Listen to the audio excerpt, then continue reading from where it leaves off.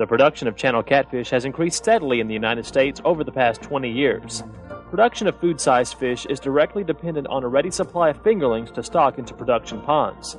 This program is intended to explain the procedures used for fingerling culture, from the care of broodstock until the fingerlings are ready for stocking into grow-out ponds. Researchers or producers who want to maintain or improve a genetic strain of broodfish commonly use pens or aquariums. They pair specific males and females for spawning. This gives maximum control over the spawning process, but requires large investments in special equipment and a high level of management skill.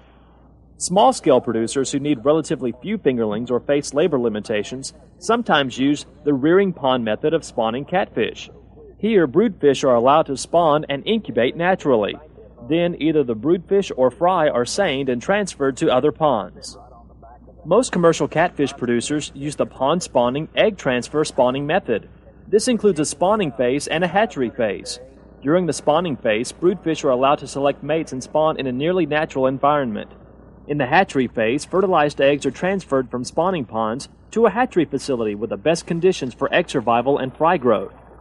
The pond method requires skilled management and a relatively high initial investment, but it offers the most cost-effective means of producing large numbers of fingerlings. Let's focus on management practices for the pond spawning method. Getting quality broodfish is the first requirement. When catfish aquaculture began, broodfish were captured from streams and lakes. But today, catfish are selectively bred for improved weight gain, feed conversion, and disease resistance. In the last 50 years, breeders have developed nearly 200 distinct genetic stocks of channel catfish. Commercial catfish producers don't spawn wild-caught broodfish. They tend to be unreliable spawners and may harbor diseases. Their offspring may not grow as quickly as those spawned from improved stocks. Broodfish represent a major investment. Before purchasing, inspect broodfish individually to ensure that they are in good condition and free from disease. Thin fish may be diseased, underfed, or too old to produce well. Never accept fish with skin lesions or parasites on the skin or gills. Broodfish purchased in the breeding season should show obvious secondary sex characteristics. Males usually have a larger, more heavily muscled head, thicker lips, and darker body pigmentation than females. Females have a smaller head and mouth. When viewed from above, the male's body is somewhat tadpole-shaped. Females should have a full, rounded abdomen that extends back to the genital opening, which should be swollen and pink or reddish in color. Outside the spawning season, examine the genitals to make final sex determinations. Turn the fish belly side up. You will see two openings. The one closest to the head is the anus. The opening nearest the tail is the genital opening. The male's genital opening is round and looks like a small raised nipple. The female's genital opening is oval in shape and lies nearly flat against the body. It has two openings separated by a flap of skin. Eggs are laid from the front opening, which looks like a slit or a groove. Broodfish size is also important. Channel catfish may be sexually mature by the time they reach 1 pound, but most producers prefer broodfish between 2 and 10 pounds. Fish smaller than 2 pounds generally produce too few eggs, and fish larger than 10 pounds are hard to handle. Broodfish management is a year-round job. Provide your fish with adequate nutrition and good water quality throughout the year, not just during the spawning season. Underfeeding or overstocking to reduce production costs will probably result in fewer and smaller eggs. Do not stock more than 1,200 pounds of broodfish per acre at any time, regardless of their size. Producers often stock 600 to 800 pounds per acre to allow for growth and provide a margin of safety in case of water quality problems. It is best to divide brooders among 2 or more ponds, so that some eggs will be produced even if disease or oxygen depletion strikes.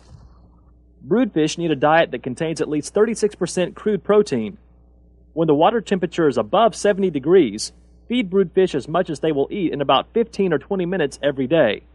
Use a floating type feed so you can watch the fish feeding and determine how much feed to offer. When water temperatures are between 55 and 70 degrees, feed 1% of body weight at least 3 or 4 times weekly. 1% of body weight should be fed as a maintenance ration when the water temperature is below 55 degrees. Many producers also supplement pelleted feeds with cut fish or live forage fish such as minnows or goldfish for additional protein. When spawning begins, feeding activity decreases. Careful management is needed to meet but not exceed the feed requirements of broodfish at this time. Overfeeding can reduce water quality. This stresses the fish, reduces egg production, leads to disease outbreaks, or causes a fish kill. To avoid these problems, feed only as much floating feed as the fish will eat in 10 minutes. Transfer broodfish from holding ponds to spawning ponds during the late winter or early spring. At that time, determine the sex of each fish and stock males and females in proper proportions. Many producers stock 3 females for every 2 males because a male channel catfish will usually spawn with more than 1 female. Not every female will spawn and all eggs will not survive. But good managers can produce 800 to 1,000 fingerlings per pound of healthy female broodfish. Plan accordingly by matching your broodfish program to the number of fingerlings needed to meet your production or marketing goals.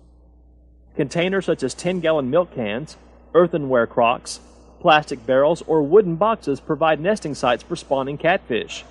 Place them in spawning ponds before broodfish are stocked, or at least 1 month before the water temperature stabilizes at 70 degrees. Spawning containers should be large enough to accommodate a pair of broodfish. They should have a smooth-edged opening in one end, just large enough for a fish to enter. The other end should be completely closed. Never use containers that have held pesticides, herbicides, or other potentially toxic materials. Place the containers 3 to 10 yards apart in water 2 to 3 feet deep. Place them with the open end facing the center of the pond. Mark the location of each container with a float or a stake. All fish don't spawn at the same time, so you need not provide a container for every pair of fish. Most producers provide 1 or 2 containers for every 4 pairs of broodfish. Well, let's follow the spawning process. As water temperatures increase, male catfish select a spawning container and attract a mate. The spawning pair lies side by side and head to tail in the spawning container. The female releases several hundred eggs at a time. These are fertilized simultaneously by the male. Spawning may take as long as 20 hours to complete. Fertilized eggs sink to the bottom of the container and form a single mass. Shortly after spawning stops, the male drives the female out of the nest and cares for the eggs. He protects the eggs from predators and gently fans and moves the egg mass to provide enough oxygen to all the developing eggs. The female's work is done.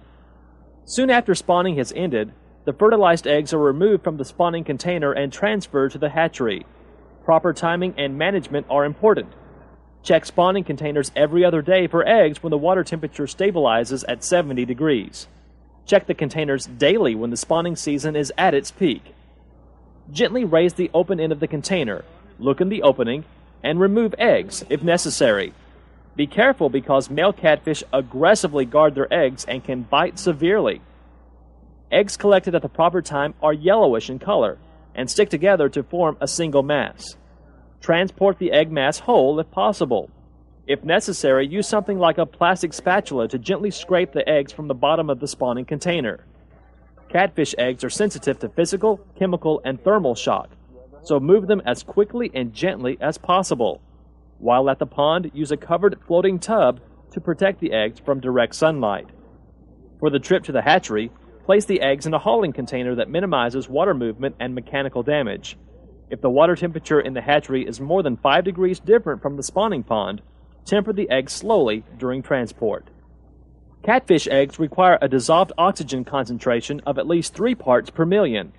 Use oxygen gas diffused through air stones when eggs must be held for more than a few minutes during transport. Back at the hatchery, place the eggs into hatching troughs.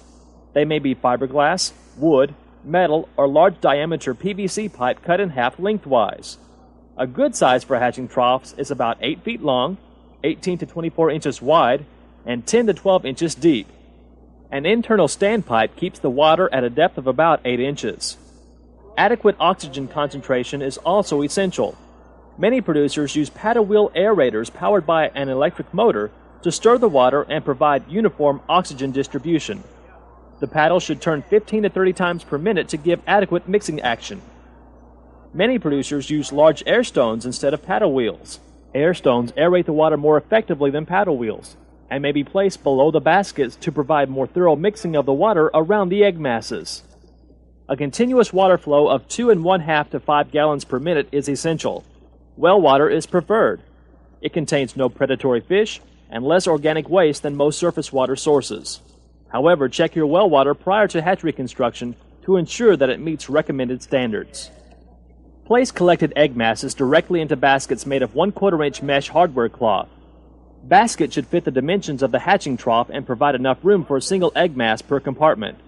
The number of baskets and hatching troughs needed will depend on their dimensions, as well as on the number of broodfish you spawn, so plan ahead.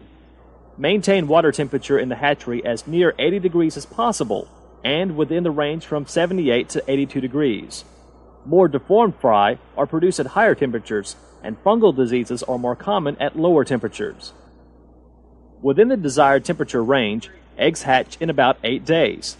As incubation proceeds, the egg mass will turn from bright yellow to pink and then reddish-brown.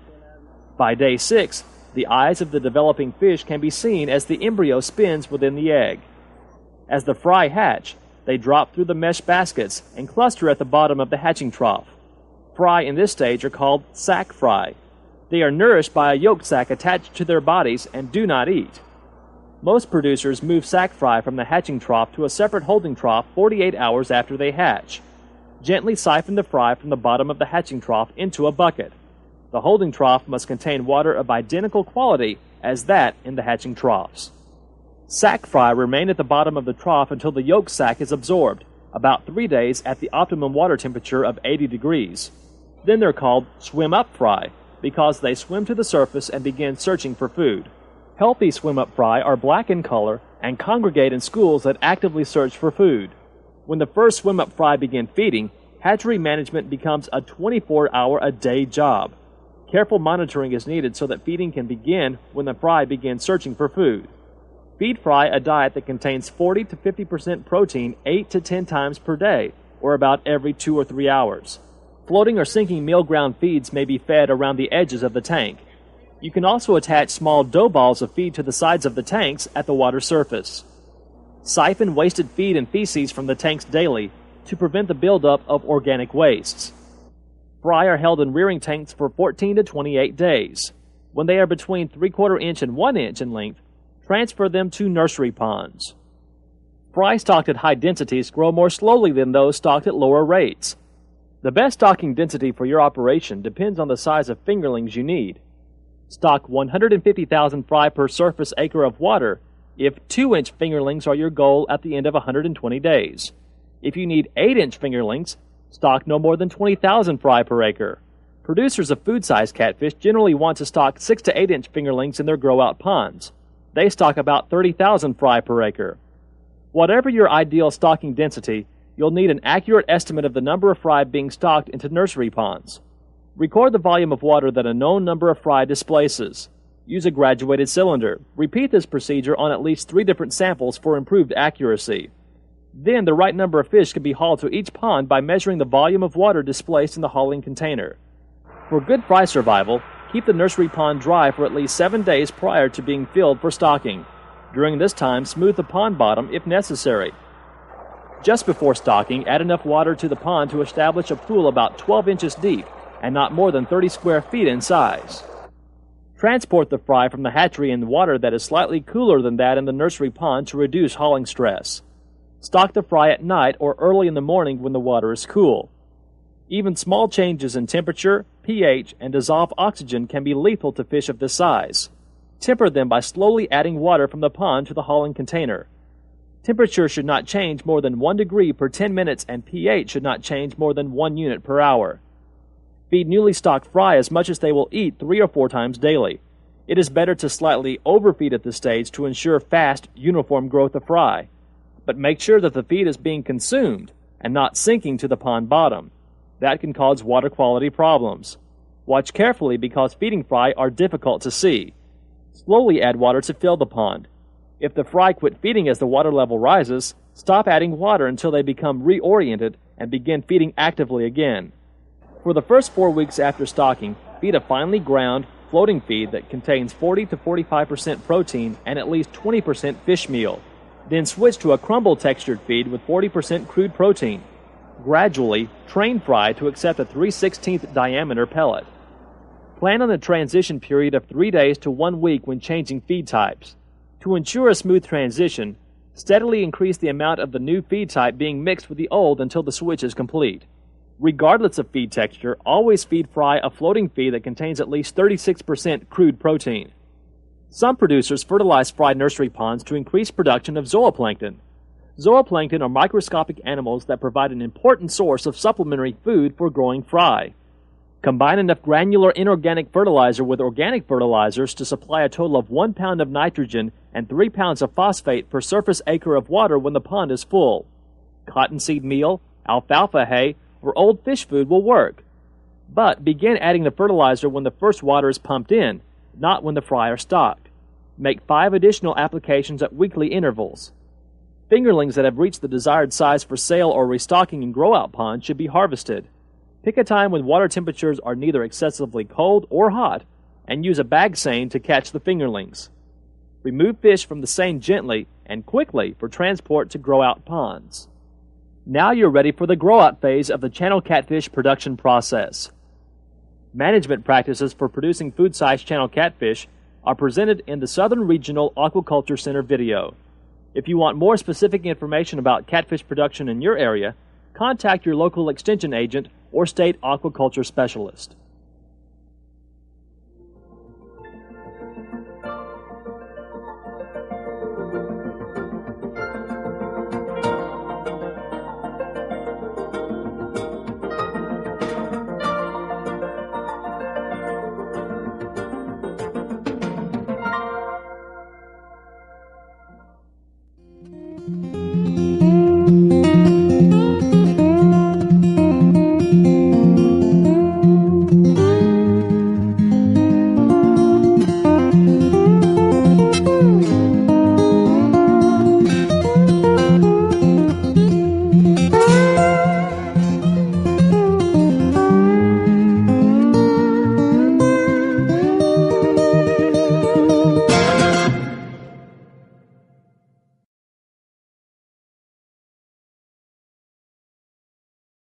Hello YouTube, African Clawed Frog here. Okay, so this morning I told you about my one bullhead. I've got 5 now. 1, 2, there's 3 in there. And there's my red tail, my jag, striped. Pleco, I don't know where it is. It's right there. Going out. He's not eating them. He's scared of them. Like earlier, he was trying to eat one. He's trying to eat that guy right there. And he went up to it, and then that guy turns around, and the red tail runs for his life, as if he was gonna die. But the cats seem to love it in here.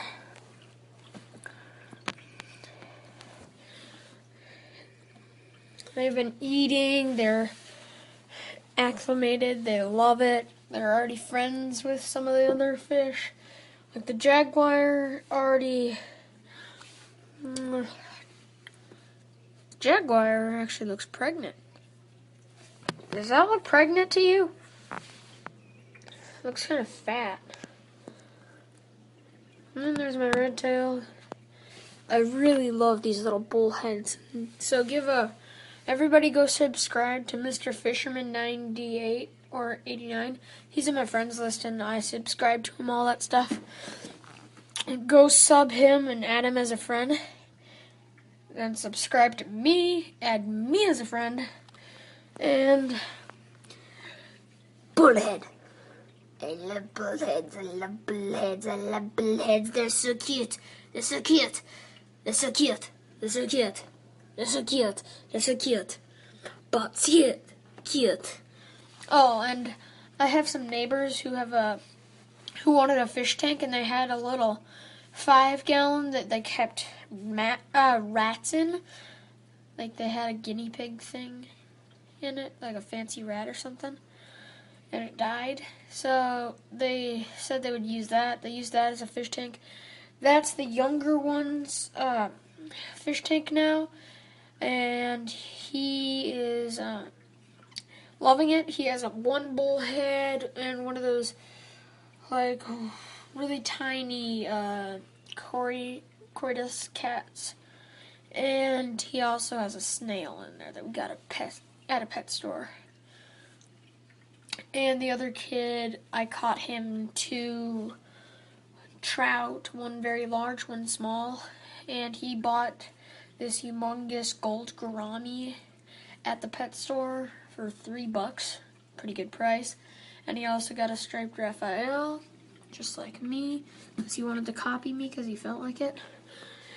And they both got, he's using a 10-gallon, the little kid's using a 5, and they're both really happy with it. They both have a 3-gallon whisper filter thing.